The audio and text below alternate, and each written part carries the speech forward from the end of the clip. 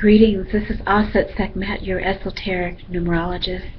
This is part 3 of Numerology and Ascension.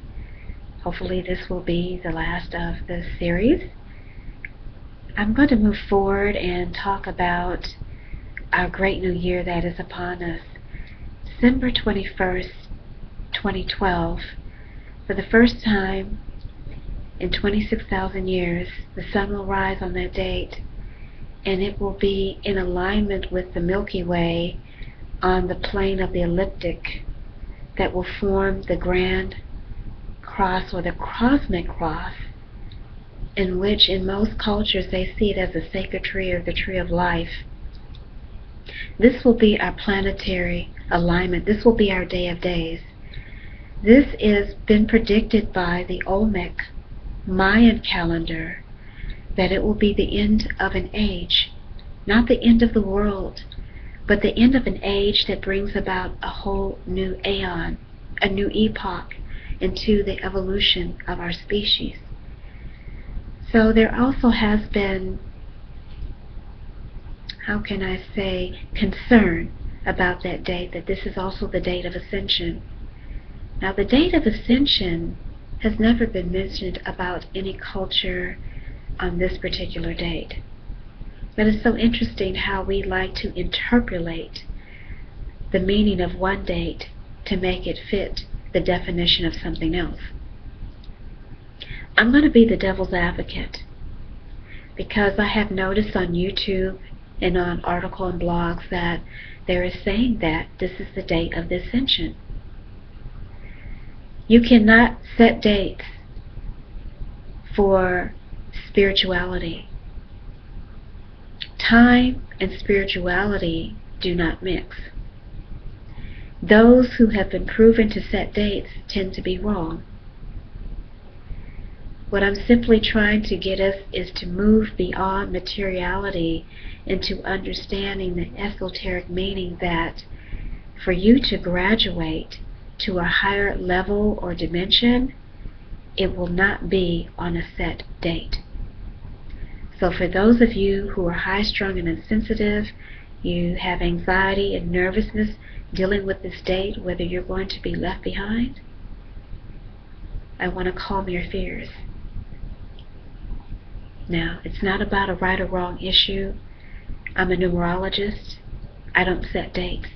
I decode energy. The energy of that day will be the universal day of 11. 11 looks like a doorway or a portal to higher frequency. It will mean transformation. What's interesting is that 11 is a master number, which is doubled in its energy and power because it's of two of the same numbers. One is a very alpha number of the original. It's very authoritative. It is the creating, initiating energy. So when I'm talking about 11, I'm dealing with the energy that has to do with psychic awareness. It has to do with illumination. And so if anything, this is what we're going to feel on a spiritual level, especially if you have that master number energy in every of your cores. So with that said, don't worry about dates, because dates is dealing with 3D. And why I say that is because in third dimensional reality, we set dates to get married. We have dates when we graduate from high school and college. We have dates when we start work. We have dates when we go on vacation. We don't have dates when we enter other dimensions. There is no time. So I just want to have that to say before I go on to talk about my theory of how to raise your vibration for ascension. There are 3 different subtitles that I want to go over. The first being spirituality, our mentality, and our physicality. With spirituality, how do you raise your vibration? I would first have to say, understanding that you are a divine being. You are divinity in flesh. According to the scriptures in Psalm 82:6, John 10:34, is it not written that I said you are gods and you are children of the Most High? So we need to first make peace with understanding that we have within us the great I Am. And we also need to connect to divine source and have that appreciation for our divinity, as well as reaching out to our spiritual hierarchy and our star race families. The next, I would say, in raising your vibration is having love. Love is the greatest essence, the greatest chemical elixir that we can possibly imagine to raise our vibrations and have an appreciation and sacredness for everything on this planet. Love is greater than hate. It overcomes fear and it brings peace. This is one of the greatest aids in elevating your vibration. Mentally, we need to deal with the dark you. We need to deal with the demons of insecurity, of fear, of not feeling that you're good enough. We also need to address the ability to complain, to gossip, to be negative. And we need to change these energies into a more positive, conducive way of elevating your mind. Also, when we talk about our mind, what are we feeding our mind? We need to be careful to what we are inputting into our system, the way that we think. So this too is something that we need to deal with. Physically, we need to get back with the mother that gave us our dress, our instrument, our body. We need to get back with Mother Nature.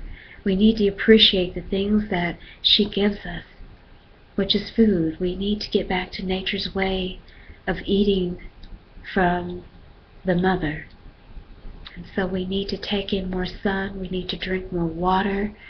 We need to be able to exercise and breathe and do all of those good healthy things that actually make you feel great. They elevate all of those energies inside of your body. We also need to learn how to cleanse ourselves from energies that are not for our highest and best good, that may be dealing with sweat lodge, using sage, taking herbal baths, taking herbal teas, and fasting. So these are some of the ways that you can elevate yourself, and that will possibly bring you into a more elevated state of ascension. Ascension is something that we're in process with every day. I want us to know that we should be ascending and in the process of elevation every day. So now I'm going to finally get to the numerics of what you guys have been waiting for of ascension and tie that all in. I'm going to have to do it quick so I don't run into part 4. This has been fun because now you can see the numerics to ascension. Ascension is 36-9.